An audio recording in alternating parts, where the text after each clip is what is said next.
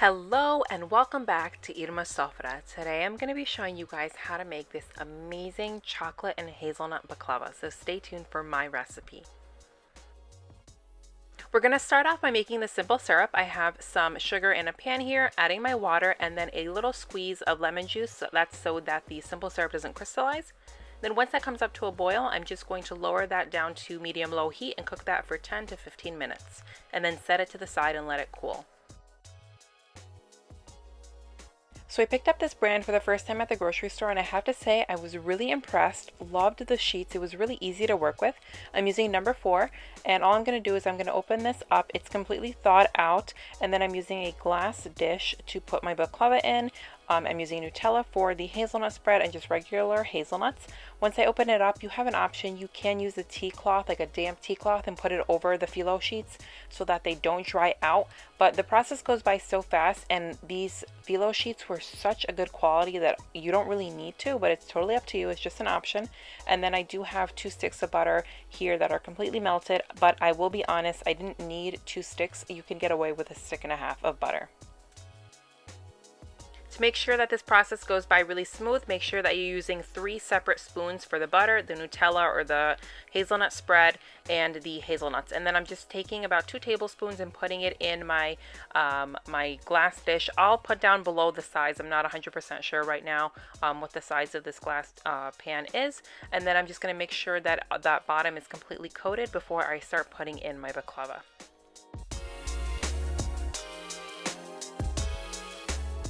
Okay, so you're going to look at your phyllo dough and determine what side is nice and smooth, and then have that face towards you.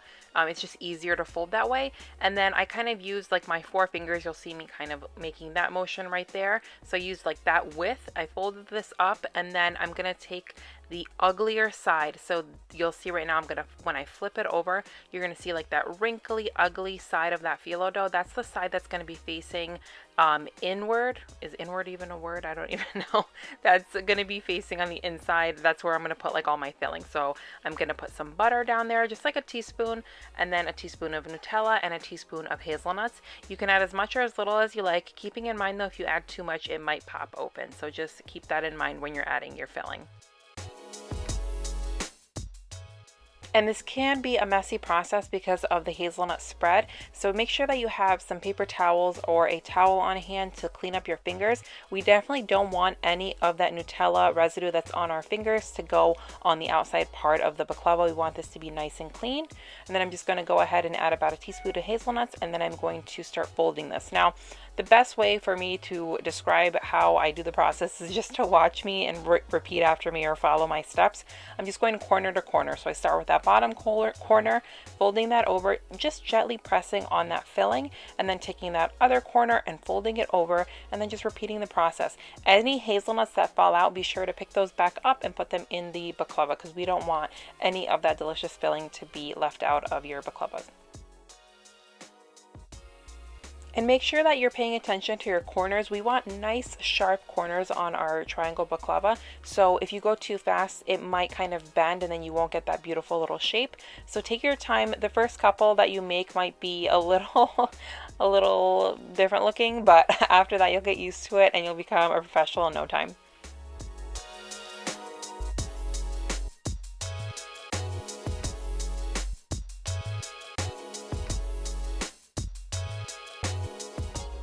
Again, you're just going to keep folding until you get to that very last piece right there. And then you're going to decide, you can either cut that right there, or you can, and see I'm like folding it over, but then we'll get like an ugly baklava shape. So what I do is I just like fold it behind it like that, and then I'm going to keep that nice even triangle on the top, and that's what's going to bake, and that's what's going to be like the presentation. So see, there's no cracks, there's nothing, it's just like this even layer of baklava. And then I'm just showing you how I'm putting them in the pan, so it'll be like 2 and 2 together. And then this is just like a fast version of how I do everything. Super easy, you guys. I was done in like 20 minutes. And then I think baking is like the longest part of the whole process. It's so easy to make, and it's such a crowd pleaser.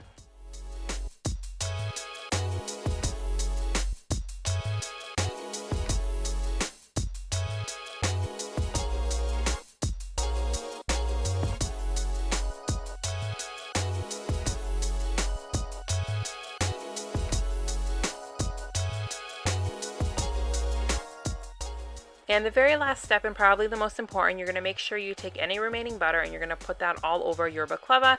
Like I mentioned before, I only really needed a stick and a half. You guys will see that I'm left with about a half a stick of butter in the pan. And then you're just going to take a brush or something, anything you have on hand, and you're just going to make sure that that top is beautifully coated with that butter, because we want to get that beautiful golden brown color on top, and that butter is going to help us get that color. And then you're just going to bake it in the oven for roughly, actually mine was exactly an hour. It was like right on time. It was perfect. All right, baklava's out of the oven, beautiful golden brown color. The house smells amazing. I'm gonna take my cooled down simple syrup and I'm gonna pour it over my hot baklava. Now, I made 2 cups of simple syrup, but I only ended up using 1 cup. The reason why is because me personally and my family, we don't like overly sweet desserts. And I feel like in the Balkans, we're always like drenching our desserts in simple syrup, especially baklava. So this is my advice. If you like drench the traditional Balkan style baklava, then pour all of the 2 cups over your baklava. If you like baklava like how they make it in the Middle East, like Lebanese, I absolutely love Lebanese baklava because it's the bottom layer is beautiful, soft and moist, and you can still see those top layers of the phyllo dough, and they're dry. They're not like overpowered by the simple syrup. So I'm showing you guys here, I only used 1 cup of my 2 cups of simple syrup, but by all means you can add the 2 cups. I only did 1 cup. So just keep that in mind when you're pouring it over your baklava. I'm going to let my baklava sit on my countertop for 3 to 4 hours before I drizzle some chocolate over it. For the chocolate drizzle, I have a handful of chocolate chips in a bowl here. I'm going to add a drizzle of oil into the bowl, and I'm going to put this in the microwave for 60 seconds, opening up the microwave and mixing the chocolate chips every 20 seconds so that it doesn't burn. Now, once it's completely melted, I'm then going to take a spatula, mix it again, and I'm going to add in some more oil.